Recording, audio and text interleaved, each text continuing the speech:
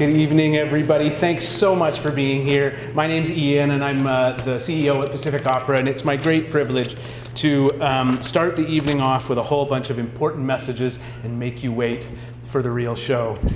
Thank you for being here for Così, tutte. As you know, Pacific Opera has become quite accustomed to collaborating with organizations around North America, and you see these Made in Victoria productions travel all across the continent. Well, this is our first European collaboration. Così tutte was premiered with our collaborators, the Théâtre des Champs-Élysées in Paris, in this time 2022. It had a second revival at Théâtre de Cannes. It is here in Victoria before heading off to Tokyo. So really thrilling to do this. What you're going to meet this evening is an almost all Canadian cast, almost all of whom are debuting their roles, so a very Pacific Opera Victoria cast. You're going to know a handful of these artists.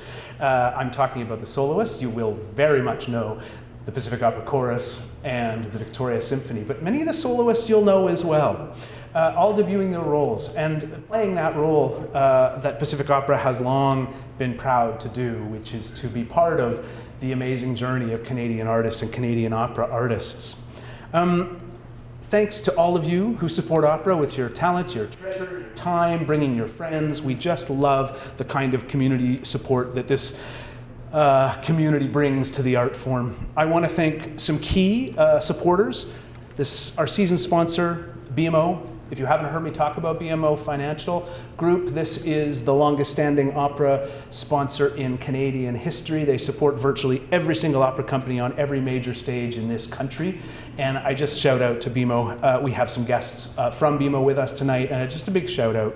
Also to our local season sponsor, the Chateau Victoria, who not only play a philanthropic role in helping art and opera happen in this community, but also play host to all of our artists. You, if you're a subscriber and or you have friends who are coming into town, make sure they mention that they're coming to the opera, because the Chateau Victoria wants to extend their hospitality to you. Promise me it's worth it. They are the finest in hosts in this city. Our production sponsor for Così tutte, Butler. Butler Brothers was a firm, to my knowledge, Captain Butler arrived in the 1880s and had a farm out on the peninsula. Ever since, the generations of Butlers, most recently the Butler brothers, have been running this firm in the building trades, and they again have been meaningful players with music in this community. And of course, all of our events are supported by Joel Bundon, our Present Circle sponsor, who helped put on the parties that you and I all enjoy. Our production patron on this project, the late Doreen Moser. Gary and Doreen and Lois have been meaningful attendees and meaningful participants. Doreen had an incredible love for music, and we lost her at a moment where we did not expect to lose her, and it's been such a meaningful thing to try and honor her in this way, and working with Lois and Gary to do that. So please join me at the end. We'll celebrate their contributions and your contributions to opera in this community. Now, 2 more advertisements, I'm afraid, and then we'll get to the real business of art and opera. May 15, the Friends of Timothy celebration. This is an opportunity for us as a community to gather around the 43-year artistic director of Pacific Opera Victoria, the longest standing artistic director in Canadian history. This is a remarkable occasion that we want to open up to the community. We'll be celebrating at the McPherson Playhouse on May 15. You can see in your house programs everything you need to know about it. Please join us to raise a hand and raise a glass and celebrate. Timothy has convened some fine artists, including one-handed Robert, more on that in a minute. The Victoria Symphony, some soloists from around the country, the Pacific Opera Chorus, and some surprise guests. So this is a big evening of music that Timothy and the music staff at Pacific Opera have curated in honor of you, the community, and in honor of Timothy's incredible service. Lastly, my last advertisement, please join us next season. There should be a season brochure in your house program, except they're stuck at the printers. So instead, you've got the back of the house program. You can renew at either of the tables in the lobbies. Just give them your name and say, I want the same seats, and you're renewed, okay? Otherwise, this will be arriving in your mailbox in the coming days. We really, really hope you'll join us for Die Walküre, the largest production in the company's history, Einatomar, a new work, Spanish language, extraordinary work, collaboration with Opera de Montréal, just had amazing, amazing reviews, and the Met just announced their own production next season. We beat them to it. And finally, another Mozart just to tie up the trilogy, of course, the return of The Marriage of Figaro. So I hope you'll join us next season. Now, Robert may or may not choose to explain, but the one-handed comment is the result of a chocolate addiction. And I think Robert reached for chocolate and fell almost on his face, I embellish here, and managed to break a... Fracture an elbow. Fracture an elbow. I was hoping to get the name of the bone. So the one-handed pianist, luckily, is right-handed, and he's injured his left arm. So I will not volunteer to be your other hand in Two Hands, One Piano, but instead will ask you, and not you, to please put your hands together for yourselves, for our supporters, and for Robert Holliston. Thank you, Ian. Thank you. Thank you. You purloined some of my chocolate. A very clever way of stealing some of my chocolate there, Ian Wright. Thank you. It's very wonderful to be here. It sucks a little bit getting old when you fall onto the pavement, but I may not be the only person in the room who's discovered that. So we're onward and forward. Now, it's a great pleasure to stand here and talk to you about this wonderful work, Così tutte, the final of 3 collaborations of Wolfgang Amadeus Mozart and Lorenzo da Ponte. There's a lot to say about this. I'm going to begin by saying that the full title is really Così tutte, which does mean, because of the gender qualities of the Italian language, or the School for Lovers. And I want to just put a couple of myths to bed immediately. This is not a sexist opera. Thus Do All Women contains underneath it the subtext, and also men. We all have issues, we all have difficulties, we all are innately untrustworthy and selfish. And we find this out, however, in not only comic ways, but actually very poignant ones. The next myth I'd like to put to rest is that Così tutte is the least important of the 3 collaborations. It was for many years by far the least frequently done. But I just want to say, it doesn't mean anything if I tell you it's my favorite of the 3, but it was also the favorite of Richard Strauss. That does carry some weight. Anyway, it was an interesting product, however, and I just want to ask this one question, because I see a lot of the same people coming here, and it's not that long ago that we put on Don Giovanni. And I'd like to tell you a little bit about the life of Lorenzo da Ponte, but are you sick of hearing about that? Okay. Because we often don't talk about the person who creates an operatic text, and that's an extremely difficult task.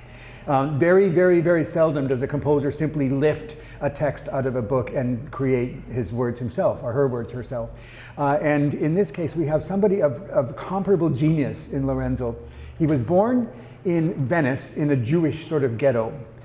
His mother died when he was quite young, and his father remarried, fell in love with a Gentile, and he and his 3 sons had to convert to Christianity in order for him to legally marry his sweetheart. And so Lorenzo da Ponte was called something else completely different. Lorenzo was the name of the bishop who performs the conversion. And so he was therefore, as tradition demanded, going to become a priest and going to be educated by the Jesuits. He was very fortunate that one of the Jesuit teachers was a very, very strong enthusiast of poetry. He was fortunate because in the history of the Catholic Church, I think there has never been anybody less suitable to the priesthood than Lorenzo da Ponte for several reasons. And one of them was his devotion to poetry and to literature and to just the power of words. He also had a very biting, sarcastic wit that would get him into trouble. He was one of these people, Wagner is another one, so come back for Die Walküre, who didn't really believe that they needed to repay any of their debts whatsoever. They kind of believed that if they wanted something, they should have it. So he sometimes had to leave town under cover of darkness to escape creditors. He also, and this is really not very good if you're going to be a Catholic priest, he had an absolutely insatiable appetite for the ladies. especially ones who were already affianced or even married to somebody else. So he sometimes had to escape cities under cover of darkness to elude the capture by husbands and enraged fiancés and brothers, etc. So he's a very colorful character. He did leave Venice, however, because there was a warrant out for his arrest. He very narrowly escaped. And he found himself in Vienna with his great poetic gift. He had to leave Venice for political reasons, not other ones. And so he made the acquaintance of Mozart eventually, having worked with other people prior to this collaboration, including a name that will be familiar to all of you, Antonio Salieri. That name is going to come back in this little talk. One of the things that strikes us as fortunate for both Mozart and Da Ponte is that between the years 1780 and 1790, we were under the rule, we call this sometimes an enlightened despot, of Emperor Joseph, who had taken the throne finally from his mother, Empress Maria Theresa, and was a great lover and patron of the arts. He loved poetry and he loved music. He loved Da Ponte and he loved Mozart. He recognized quality. And as you know, the first collaboration, which will end our season next year, was The Marriage of Figaro. A very, very scandalous, very controversial, topical work. And Mozart and Da Ponte took a bit of a risk in deciding to set it, but they got Joseph's permission. Don Giovanni was a product of the immense popularity that Figaro enjoyed in the city of Prague. And finally, we get Così fan tutte. I'm just going to take half a minute to kill Lorenzo off, and then we'll get back to this opera. After the death of Emperor Joseph, Lorenzo da Ponte felt unappreciated and at sea a little bit in Vienna. He'd also angered any number of men. One of the ladies he became involved with was actually engaged to somebody. For reasons known only to herself, she preferred Lorenzo, and this guy wasn't happy about it. So one day he saw Lorenzo in a cafe nursing what was obviously a very, very sore cheek. And he went up to him and asked him what was wrong. And Lorenzo had just had a tooth extracted. Let's have a moment's silence for anybody who underwent dental surgery in the 18th century. And so he said, I've got just the thing. And he went home and brought an ointment and instructed Lorenzo to rub it on his gums, and it worked. It did away with the pain immediately. So Lorenzo went home, and his housekeeper was horrified when he showed this ointment to her. It was boot polish, highly toxic. And in fact, Lorenzo suffered from flare-ups of gastrointestinal problems for the rest of his life, and many of his teeth just fell out of his head. Still, he was irresistible to the ladies. So in any case, he will find himself first in London, which was too small for him. He opened up a secondhand bookstore and bankrupted himself and all his investors. So he went to the New World. And I think that this is, I know that guy, I think this is not 100% true, but I'm going to tell it anyway. It was said that for a while he operated a hardware store in the city of Erie, Pennsylvania, the collaborator of Don Giovanni and Così fan tutte. But he did end up in New York City, teaching Italian at what is now Columbia University, writing his memoirs in not one, not two, but 3 volumes of what is largely fiction, and also some manuals of Italian usage that are still being used today. And he was very proud that he had been the person to put Mozart on the map. That's in one of the lines that he uses in his memoir. So that's our very, very colorful Lorenzo da Ponte. You look for other ones like Hugo von Hofmannsthal when we get to another Strauss. They're pretty interesting characters. But back to this work. This neglected sister of the 3 of these operas, the one that was ridiculed by Beethoven, by Richard Wagner, by any number of other people. Very, very delicate. This is our principal clarinetist making his way to the pit. Very delicate, very poignant piece. Like any great comedy, it has very strong undercurrents of sadness and bitterness. The plot itself cannot be said to be absolutely original because plots like this have been going around forever. The idea that there's a bit of wife swapping, well, fiancé swapping, and the idea that the two male lovers can reappear on stage disguised as Albanians and fool their devoted girlfriends. We have to just swallow that, but we do in As You Like It, we do in Twelfth Night, we do in any number of plays, so it's done effortlessly in this. But it was not like Figaro, like Don Giovanni, like most of the operas that were part of the enormous professional community of Italian opera composers and writers. It was not based on a pre-existing play, like Figaro was based on Beaumarchais. Now here's a trumpeter and a violist. They happen to be married to each other, but they're getting to the pit. It's like being at the Oscars with a beige carpet. Anyway, it's a chorus story. I've got to stop doing that. It's very distracting. The story was said to be an original one. What it wasn't is based on a well-known pre-existing source. And it was the only second such libretto in Lorenzo da Ponte's output, the first having been a flop. So he was a bit superstitious about it. Now, this is where history can be really interesting. For many years, it was an accepted fact that this was a commission from Emperor Joseph and that it was his idea to write this story. He may even have concocted the story, and that Mozart and da Ponte were offered this commission. Well, that has been mostly debunked by subsequent historical research, but what is fascinating is that as recently as 1994, some manuscripts were discovered in the hand of Antonio Salieri, and there are 2 trios that are set from this very text by Lorenzo. So actually, it was first a project of Salieri's and da Ponte's. They'd worked together before, but apparently Salieri just finally came to the conclusion that it wasn't really opera or stage-worthy, so Mozart took it over. It's possible that Salieri resented the fact that Mozart ended up with this project, because in his letters, Mozart mentions the cabals that were led against him by the likes of Antonio Salieri. That is probably also a little tiny bit of mythologizing, because the 2 of them apparently got along quite well. Each was aware of Mozart's superiority. How could you not be? But it was not quite the cause of friction between the 2 that it was made to appear to be in that movie, if you saw it. Speaking of largely a work of fiction. Anyway, so the work was presented for its first performance. I've got the date here because I never remember it. January of 1790 will have to do.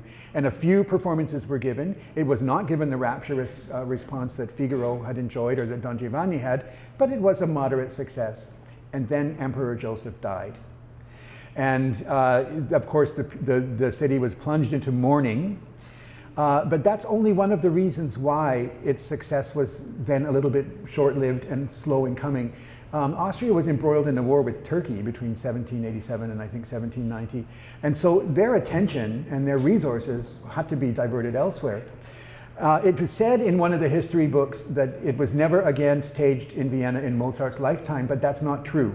There were 5 performances given in the spring and summer of later in that year, but then it was withdrawn.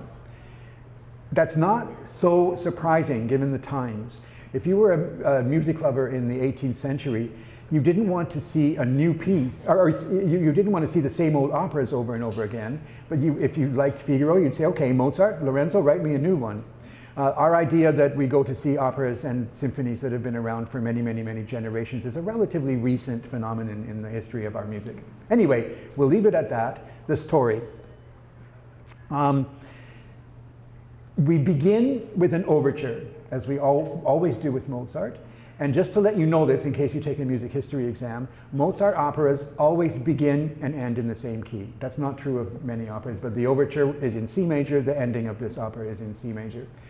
And the overture does something that Mozart only occasionally does. Well, he does it in The Abduction, he does it in some other works, Magic Flute. He introduces a little motive that will be heard later in the work. And I'm going to play it for you. Oops, my glasses.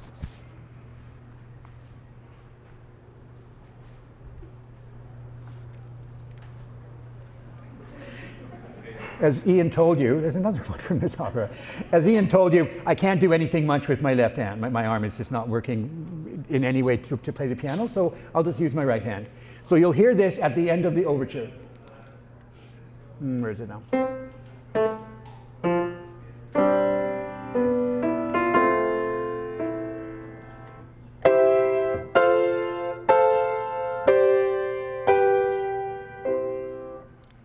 And those will be sung, those notes will be sung to the words Così fan tutte. Just before the last act, the second act finale, when the duplicity and faithlessness of the women have been revealed to the poor injured suitors, they very cynically announce, yeah, women are all the same, which is what that means. Now, just for your information, Those very words, così fan tutte, were also heard in the marriage of Figaro, at a point when it's believed that Susanna has been unfaithful to her intended. Now, people have said, well, this must be some sort of motto of Mozart's. It must be something, must have some significance if there's another violinist. It's sort of like saying 6 of one, half a dozen of the other. And then someone says, oh, that he based his entire life on that philosophy. It's just a little 3-word saying. It could occur in any number of works. So we begin this one. We begin Così fan tutte in the middle of an argument. We have 3 men in this cast and 3 women.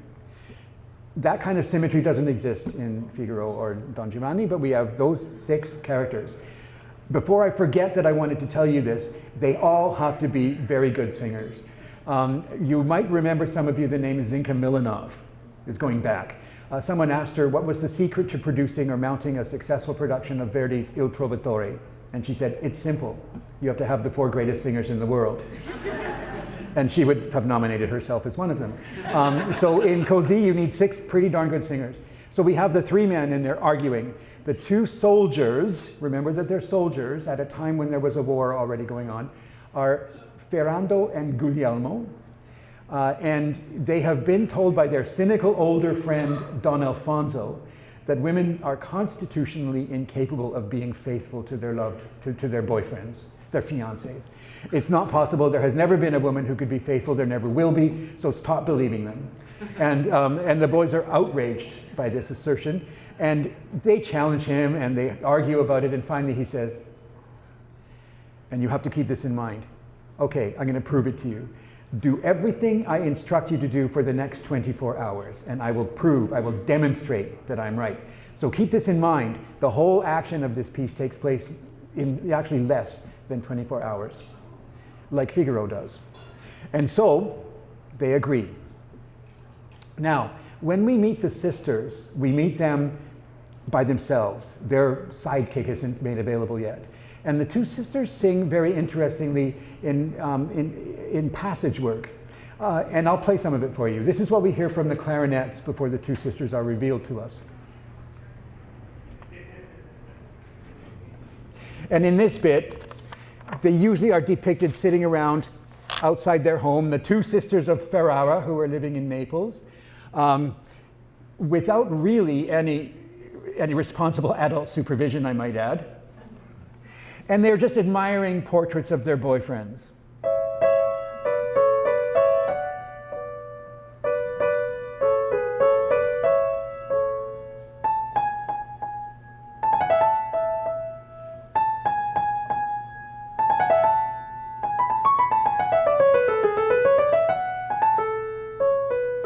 It's a beautiful symmetrical phrase in the clarinet quintet key of A major. What could be more beautiful than that?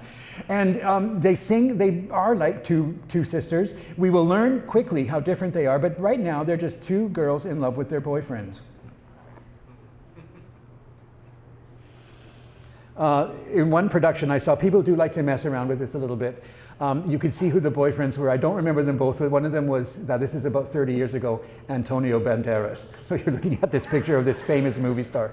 Anyway, so they're admiring their boyfriends. And in the boys come, and Don Alfonso comes first and announces they've been called up to war. So they come in, but they have to say goodbye to their girlfriends. And they are all riddled with angst about this. And here's one of the things that struck me the very first time I ever heard a recording of this, way back in 1980, is that the music is glorious. There's not a hint of humor in the music, really. There is in some of the text that we hear in the part of Don Alfonso. But that means that all the emotions that these people are experiencing are absolutely genuine. And I think there's another cellist. I think you will enjoy that extremely when you hear it. It's very, very touching. It's very, very poignant. And finally, we hear the chorus announcing that it's time to go off. Bella vita militare. What a beautiful life it is to be in the military. And what could sound more military than this music?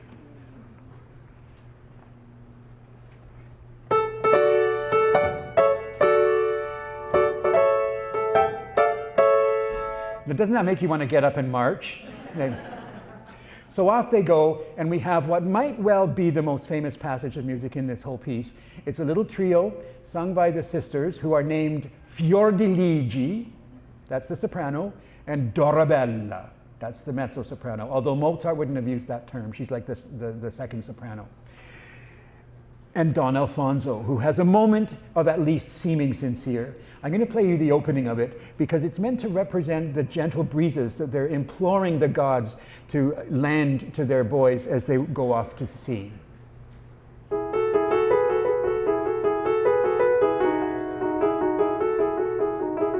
And then they start singing, and I need my left hand for this part.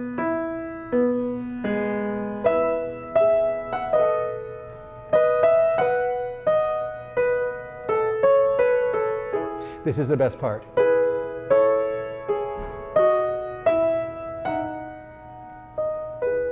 It's very heavenly. It doesn't sound really beautiful even with two hands on the piano, but when it's voices and strings, it's one of the most heavenly passages of music in all of Mozart. And it's devoted to a scene that is intrinsically comic on the page. Now we're going to meet the third of our ladies. This is the last of the members of the cast we meet, and her name is Despina. We often talk about these Ina Anna roles of Mozart. Generally, in modern parlance, she's sung by something called a soubrette, a light voice, light soprano. She's got to be devilishly good because she's the maid. Now, the maid is very often depicted, if you've seen The Marriage of Figaro, as really the smartest person in the cast. And Despina is very smart, very sure of herself. And when we meet her in a passage of recitativo secco. Now, I like to make sure that you know that the bulk of the storytelling in an 18th century opera is in the vehicle of recitativo secco. That is simply written out passages of music with lots and lots and lots of words. It is not virtuoso singing or anything like that, but it tells you what's going on, like the dialogue in a play. And it's accompanied only by harpsichord. And generally it goes very quickly. Has anyone ever actually been to one of the major Italian cities? So you know that they just basically sing anyway. So when you listen to recitativo, it's like being in an Italian market, except someone's playing harpsichord. And so they move in a speech-like pattern. It's up to the singer to make it sound convincingly like speech, except it has notes. And Despina is preparing breakfast for her two mistresses, and they're not there yet. So she decides to illicitly try some of their hot chocolate. And in they sweep. And they realize that they're completely devastated by what's happened to them. And Dorabella is the first to stage what I would call an out-and-out temper tantrum. And she has another thing that you're going to encounter in this piece, very beautifully done, a recitativo accompagnato. That's when we have the same idea of a kind of sung speech, except it's more like declaimed speech, and this time the orchestra punctuates it. And she basically says, as they've explained what's happened, the boys are going to leave, and she tells her sister Fiordiligi and her maid to leave at once. Leave the room. I hate everything. I hate the air I breathe. I hate the light. I even hate myself. And she has this incredible aria, which is very difficult to play in the orchestra and the violins. I'm going to show you why. Because it's very fast, and because it all starts on offbeats.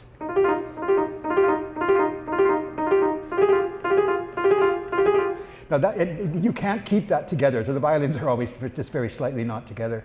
And that perfectly embodies what she's feeling, this agitation. And nobody has ever suffered a loss anywhere near as grievous as this, you were led to believe. And I like the way she says, Fuggi, she says, leave me alone. And then she sings to them, because of course she doesn't want them she doesn't want to be left alone. They're her audience. So now we get this piece of advice from Despina. I'm going to give you my interpretation of Despina. She's sometimes played by older actresses, older singing actors, sometimes by very youthful ones. But she says to the girls, so what's the big deal? Do you think that they're going to stay? Do what they're going to do. Go find yourself some new boyfriends and play around for a while. Have some fun while they're gone. And the girls are outraged. And she says, what's wrong with you? Do you think your men are going to be faithful to you while they're out at war? And they're beyond themselves with fury at Despina for making such a horrible suggestion, and they sweep out of the room. And Despina will also say, she says in one of her arias, she gets impatient with them, any grown woman of 15 knows how to wrap a man around her little finger, and you better get learning how to do that, sisters. And at one point in one of the translations from the 1940s, they have one of the sisters saying about her, I am shocked at the girl's unbelievable badness. That's how Mozart's operas have suffered when they've been moved from Italian to English. In any case, the girls seem absolutely resolute. It seems impossible to imagine that the boys won't win this wager. But bit by bit, as you'll see, they begin to weaken a little bit. The boys come in and they apparently, they announce that they've taken a fatal dose of poison, and a doctor is summoned immediately. Now this was a little bit of an in-joke, a modern in-joke in 1790, because the doctor was Despina in disguise, and she was using this crazy idea that was circulating at the time, a magnet, to try to draw the sickness out of the boys from a Dr. Mesner. So I hope you'll find that amusing. Later on, she comes in dressed as a notary, because after the girls have tumbled, of course, there's a marriage ceremony. I'll leave you to find out what happens about that, but it either ends with the original couples being restored, or it doesn't, and it's not made explicit in the music or the text. So we'll see what the director does, and you see what happens in your own imagination. But I want to say one thing again about the practice of the day in Mozart's time. He would have known who was going to sing these roles before he began writing a note of them. He said he could not write an aria for a singer until he knew who would be playing the role. He said it must fit the soprano like a perfectly tailored dress. So he had this one singer, the girl from Ferrara, she was her nickname. It's said that he didn't like her. I don't believe that. I think he played a bit of a trick on her, but you don't leave some of the most immortal operatic music in the world for anyone you don't like. But she had this little sort of affect, it wasn't an affectation, just this thing about her. When she sang a high note, her head went up like this, and when she sang a low note, her head went down like this. So I'll play you one of the vocal lines that she's given as she announces to the boys and to Don Alfonso, who seems to be aiding and abetting them, and Despina, who seems to be aiding and abetting Don Alfonso. She explains that we are like a rock. We are solid. We will never fall to the importunities of these men.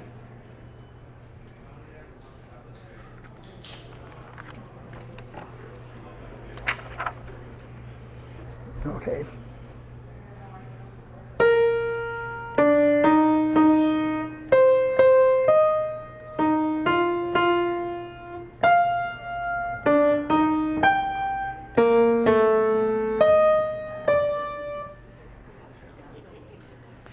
So, okay, Mozart might have had a little private giggle imagining this poor girl doing this, but it's more than that. This comes straight out of a style and tradition of opera that Handel would have known very well, opera seria, when the emotions are extremely exaggerated and very serious, and those very difficult feats of vocal prowess where you go from a high note to a low one, back up again, and nail the pitch, by the way, or it doesn't count. And then later on have incredibly agile passage work demanded of you. This is a virtuoso singing part, and it really doesn't survive under anything less than that. So, all that I wanted to add to that is what happens to Così after it, after Mozart's death, after the 18th century. It seems not to have been noticed, and when it was deplored. Beethoven, well, he didn't like any of Da Ponte's operas, and as far as he was concerned, Italian was only a vehicle suitable for comedy anyway. And so the poignant underpinnings, he found a little bit obscene because the story was so frivolous and so insulting. Even fans of the opera have said that they get uncomfortable because the music is too beautiful for the situation. And the opera is a little bit frivolous, a little bit, it's an opera. And the other thing is what about many of the works of Donizetti, or there's a lot of rather flimsy operatic plots. But I'd like to emphasize this. The plot is not important. It's not important in a great novel either. And I've mentioned this to so many of you. Sorry for boring you again. But one 20th century wag said, one of our most popular English novels is about nothing than this. A boy changes his manners and a girl changes her mind. And look how many TV movies they made out of that novel. So it's more about what we discover about our characters. Mozart could not have done it without Da Ponte, but Da Ponte's text, as good as it is, needed nobody other than Wolfgang Amadeus Mozart. Now, I had a quote. It's in the program or the what are they called, keynotes. But in any case, Wagner just found it incredibly degrading to women. Has anyone read even a short biography of Richard Wagner? He's in no position to say anything about anything might be being degrading to women.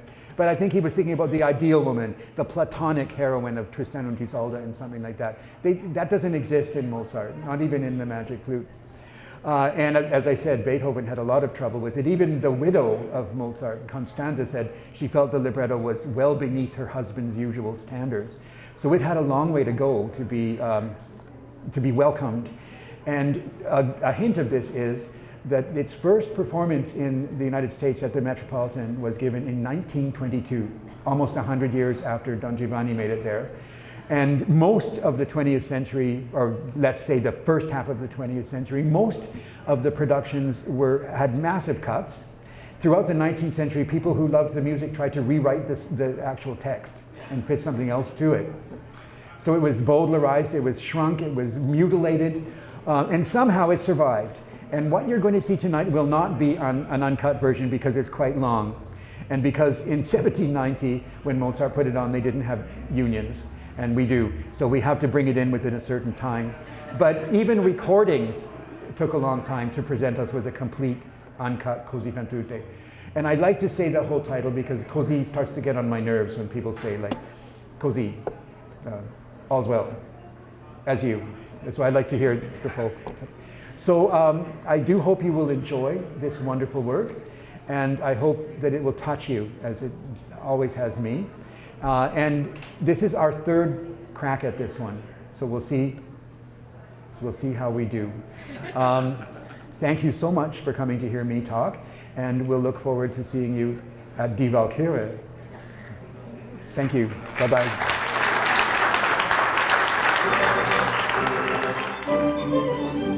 La mia donna bella, capace non è, fedele quanto bella il cielo la fe. Cosa voglio, cosa posso, e voglio.